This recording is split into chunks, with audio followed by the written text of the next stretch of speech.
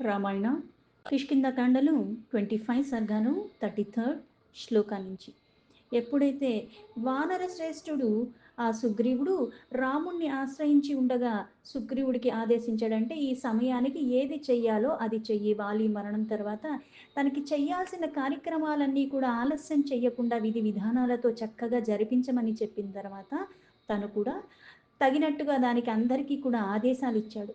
పూజ్యుడైన వాలికి తగినట్టుగా రాజ లాంఛనాలతో దహన సంస్కారాలన్నీ కూడా జరిపించాలి అని. అంగదం పరిగృహ్యాశు తారప్రభూతయస్తథా క్రోశంతః ప్రయయూః సర్వే వానరా హతబాంధవాః. మృతుడైన వాలికి దగ్గరికి ఉన్న బంధువులందరూ కూడా ఆయన దగ్గరికి వచ్చి తారుడు మొదలైన వాళ్ళందరూ కూడా అంగదుణ్ణి కౌగిలించుకుని ఏడుస్తూ ఇలా ముందుకి నడిచారు. తతః ప్రాణిహితాః సర్వా వానర్యో అస్యావసానుగాః చుక్రోశూర్వీరః వీరేతి భూయః క్రోశంతి తాః స్త్రియః. తనకి దగ్గరగా ఉన్న వాళ్ళు ఆప్తులు, ఆ బంధువర్గం, వాలి ఆధీనంలో ఉన్నవారైన వాళ్ళు అక్కడికి ఆయన వానర స్త్రీలు అందరూ కూడా వీరా వీరా అని గట్టి గట్టిగా ఏడుస్తూ అక్కడ వాళ్ళు అందరూ కూడా వాళ్ళంట నడిచారు. తారప్రభృతయ సర్వా వానర్యో హతయూతపాః అనుజగ్ముర్హి భర్తారం క్రోష్యంత్యః కరుణస్వనాః.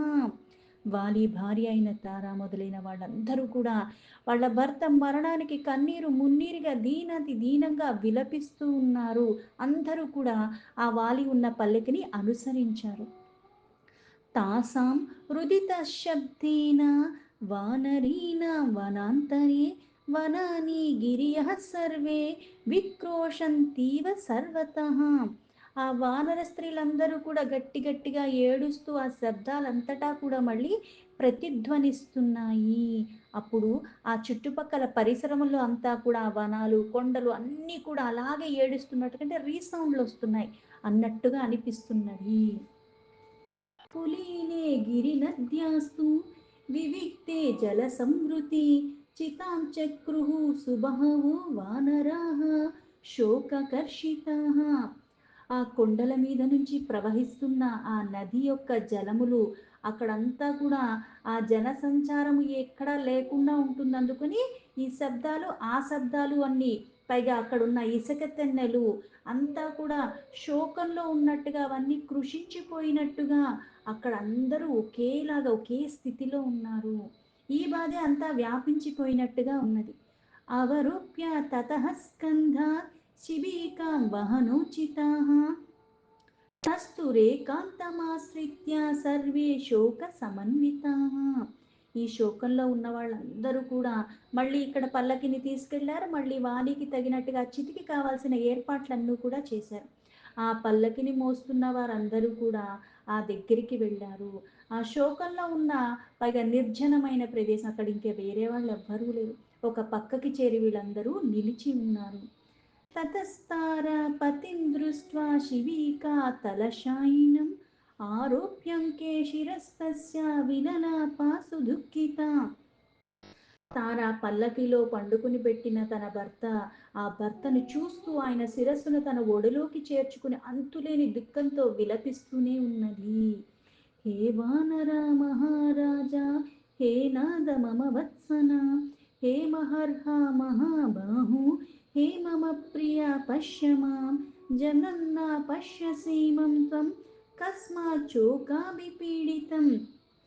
అయ్యో ఓ వానరేంద్ర, అయ్యయ్యో జీవితేశ్వర, ప్రేమమూర్తి, శ్రేష్ఠుడివైన నువ్వు, పైగా మహాబాహువి అంటే నిజంగా మనకి గొప్ప గొప్ప కార్యాలు చేసే శక్తి సమర్థతలు ఉన్నా సరే పుట్టాం కాబట్టి కాలానుగుణంగా వెళ్ళిపోవాల్సిందే. నాకు ఇంత శక్తి సమర్థం ఉంది, నాకు ఇంత ఆస్తుంది కాబట్టి నాకేమన్నా 2 రోజులు ఎక్స్ట్రా ఇస్తాడా, 2 గడియలు ఎక్స్ట్రా ఇస్తాడా అంటే ఏమీ ఇవ్వడు.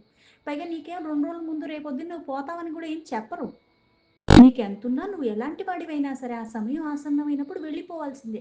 మనం వెళ్ళిపోతాం, కాకపోతే మనం దానికి ముందు గడిపిన జీవితం ఏదైతే ఉన్నదో, మన చుట్టూ ఉన్న వాళ్ళతో మనం ఎలా వ్యవహరిస్తున్నామో, ఎటువంటి పనులు చేసి ఉన్నామో అటువంటి వాళ్ళకి ఇంకా బాధని మిగిల్చడం లేకపోతే ఆనందాన్ని మిగిల్చడం ఏదో ఒకటి అవుతూనే ఉంటుంది. కానీ ఇక్కడ తనే సర్వస్వం అనుకుని ఉంటుంది తార. అందుకని ఆ భర్త వెళ్ళిపోయాడు కాబట్టి, నువ్వు మహాబాహుడివి, శ్రేష్ఠుడివి, పైగా నా ప్రేమ పెన్నిదివి, ఇలా విలపిస్తూనే ఉన్నది. నన్నెందుకు చూడవు? నన్ను వదిలేసి నువ్వు వెళ్ళిపోతున్నావా? ఇంతలా నీ పక్కనే ఉన్నాను కానీ, నా శోకంలో నేను కుమిలిపోతున్నాను కానీ, నన్ను ఒక్కసారైనా పలకరించవా అన్నట్టుగా అంత కన్నీరు మున్నీరుగా విలపిస్తుంది. అక్కడున్న జనులందరూ కూడా కనికరించట్లేదే నన్ను అన్నట్టుగా ఆవిడ దీనాతి దీనంగా ఏడుస్తుంటే, వాళ్ళు అదే స్థితిలో ఉన్నారు. వాళ్ళు అదే బాధకి లోబడి ఉన్నారు. ప్రహృష్టమివ తే వక్త్రం గతాసూరపి మానదా హస్తార్కసమవర్ణం చ లక్ష్యతి జీవతో యథా ఏష త్వాం రామరూపేణ కాలః కర్షతి వానర येन स्मा विधवाः सर्वाः कृता ఏకశూనావని. అభిమానధనుడా, నీవు ప్రాణాల్ని వీడి నీ ముఖం ఏమాత్రం కూడా కలతప్పలేదు చూసా, అంటే ఇంకా అలాగే ఉంది.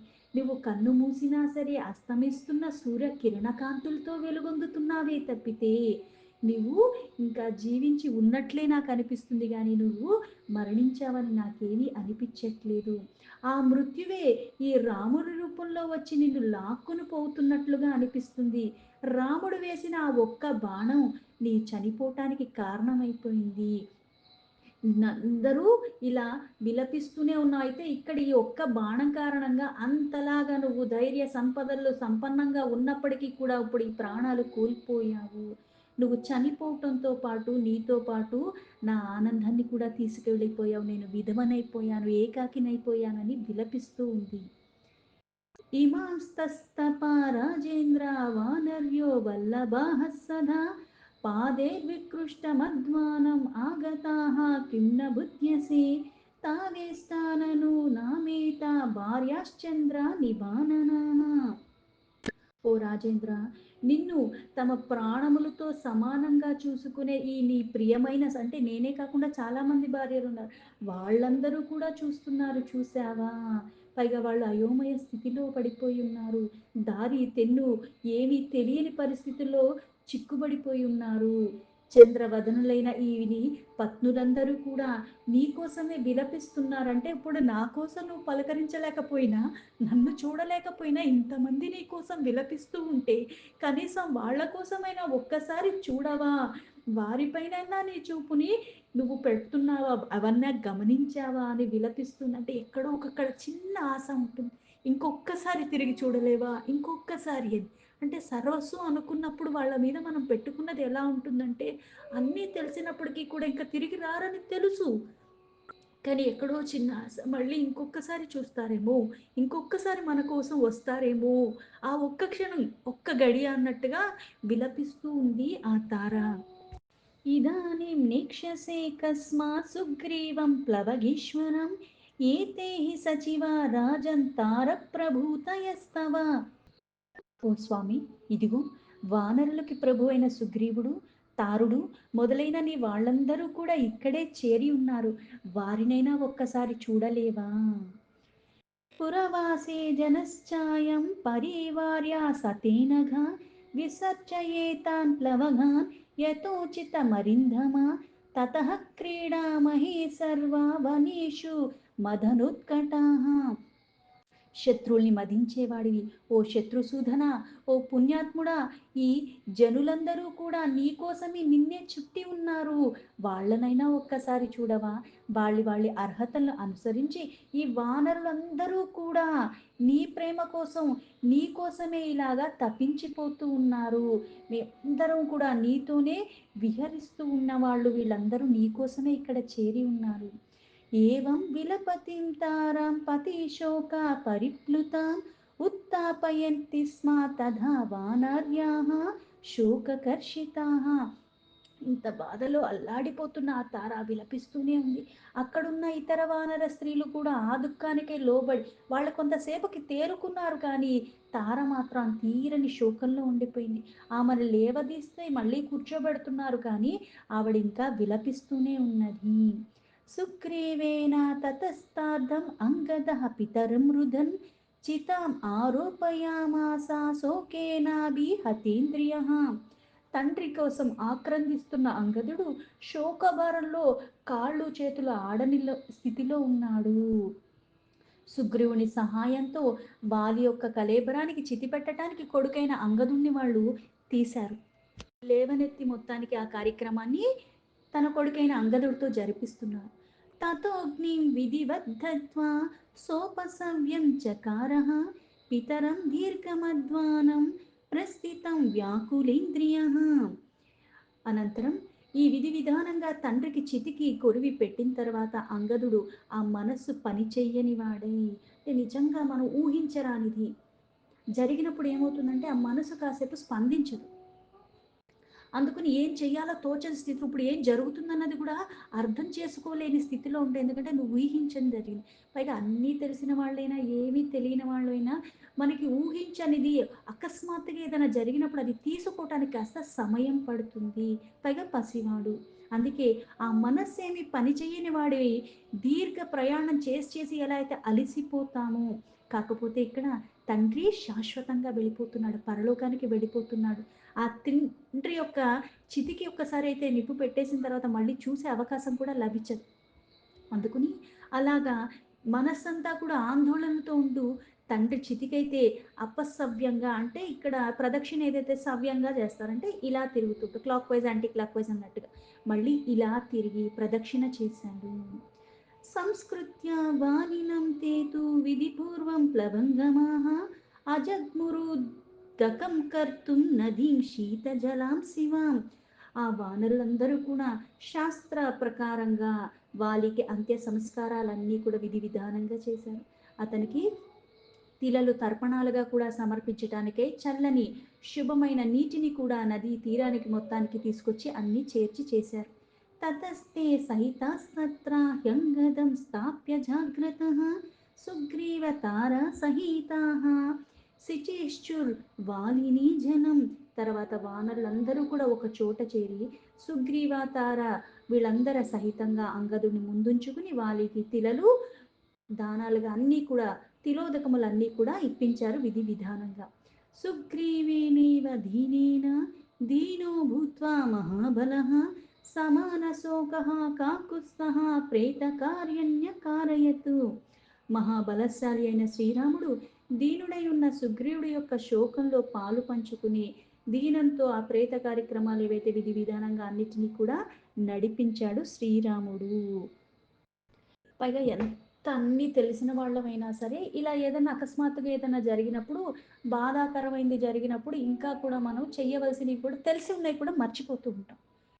అతిగా ఆనందానికి లోబడినా, అతిగా శోకానికి లోబడినా సరే ఆ 2 సమయాల్లో కూడా ఇలాగే జరుగుతుంటాయి. అందుకే ఇక్కడ శాస్త్ర విహితమైన సంస్కారాలు కాకుండా ఏది చెయ్యాలో అది. ఇప్పుడు ఎలా అయితే ఒక్కొక్కళ్ళకి ఒక్కొక్క రకమైన సంస్కారాలుంటాయి. మానవ జన్మకు ఒకలాగా, మళ్ళీ వేరే యోనుల్లో పుట్టిన వాళ్ళకి ఇంకొకలాగా. ఇలా దానికి తగ్గట్టుగా క్రియలు చరిపిస్తాం. అందుకే ఇక్కడ ఏదైతే జరగాలో వానరులకు చేయించాల్సిన సంస్కారాలు దానికి తగ్గట్టుగా అవన్నీ కూడా విధి విధానంగా అవన్నీ జరిపించారు. పైగా వానరుడైనప్పటికి కూడా మళ్ళీ రాజైనటువంటి వాడు. అందుకని ఆ శోకంలో ఉన్న సుగ్రీవుడితో రాముడు పక్క నుండి దాన్ని చక్కగా అన్నిటినీ నడిపించి జరిపించాడు.